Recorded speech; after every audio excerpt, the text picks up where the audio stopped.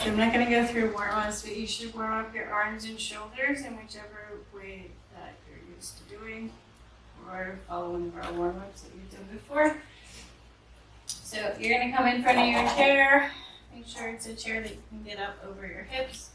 You're going to bring your hands over, grasp the edges of the chairs. So start by getting really strong in the hands first. So this is really like a push-up. You're strong in the hands.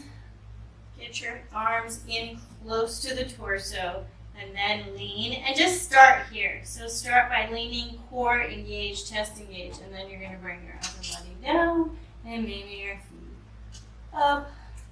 Do this slow and with control. And I don't take any responsibility for any injuries because this is crazy. Point your toes, bring it down nice and slow. And you want to watch coming down because sometimes you can get a little too close to your neck and your throat. Yeah.